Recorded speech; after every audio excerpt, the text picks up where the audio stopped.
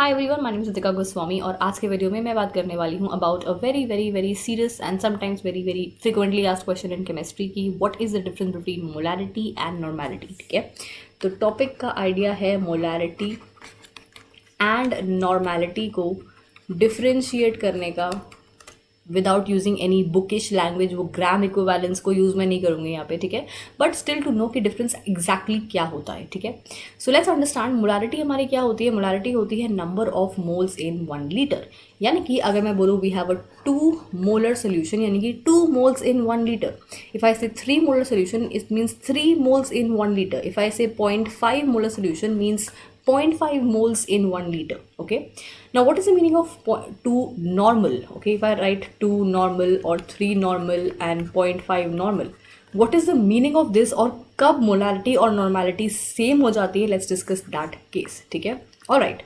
तो एक चीज़ हमेशा याद रखो, और this is something, don't quote me on this is just a way of understanding कि नॉर्मेलिटी होती है किसी भी मॉलिक्यूल की सच्चाई। Okay, that is what is the difference between molarity and normality, कि नॉर्मेलिटी दिखाती है किसी भी मॉलिक्यूल की सच्चाई। For example let's say I have 1 molar HCl। Okay, now HCl क्या है? HCl एक एसिड है, और अगर मैं HCl को आयनाइज करती हूँ, एसिड का काम क्या होता है? H+ बार देना, right? So what it will do is एक H+ देगा, एक Cl- देगा and be good to go. तो ग्रेट, हम लोग एसिड से यही एक्सपेक्ट करते हैं, है ना। बट अगर मैं बात करूँगी H2SO4 की, ओके, तो ये हमारा 1 मोलर H2SO4 की अगर मैं बात करूँगी, so what will do is ये करेगा, it will break down into H+ and HSO4-, और ये दोबारा ब्रेक करेगा, HSO4- will again break into H+ and SO4-। तो यहाँ पे एक सिंगल मॉलिक्यूल 2 बार आयनाइज कर रहा है, right. Whereas in case of HCl हमारा सीधा साधा मॉलिक्यूल था HCl, जो एक मॉलिक्यूल एक ही बार आयनाइज करता था, एक ही H+ देता था एंड गुड टू गो। ठीक है, so in case of HCl 1 molar is equal to 1 normal because there is no सच्चाई फैक्टर there। ठीक है, but in case of H2SO4 यहाँ पे 1 molar solution is not equal to 1 normal, क्योंकि सच्चाई क्या है? सच्चाई है कि यहाँ पे एक अकेला मॉलिक्यूल 2 H+ देता है। So here the normality is going to be 2 times the molarity, right. और ये जो मैं सच्चाई का फैक्टर बता रही हूँ, इसको हम बोलते हैं एन फैक्टर। और ये जो एन फैक्टर है okay, now this N factor is something which is a bookish word. Okay, सच्चाई फैक्टर ये मेरा वर्ड है, बट एन फैक्टर एक बुकिश वर्ड है।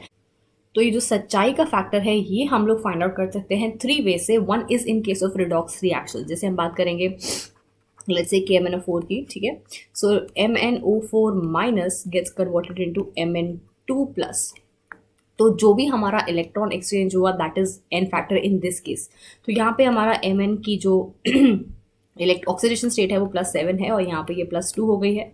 So there is a difference of 5, तो यहाँ पे N factor is going to be equal to 5। ठीक है, तो फर्स्ट केस हो गया in case of redox reaction, जहाँ पे हम लोग डिफरेंस इन ऑक्सीडेशन स्टेट से एन फैक्टर निकालते हैं। ओके, सेकेंड हमारा होता है in case of salts, okay, which is equal to total positive और negative charge on the salt. For example अगर मैं NaCl की बात करूँ, NaCl में हमारा एन फैक्टर होता है 1 बिकॉज टोटल चार्ज हमारा 1 है।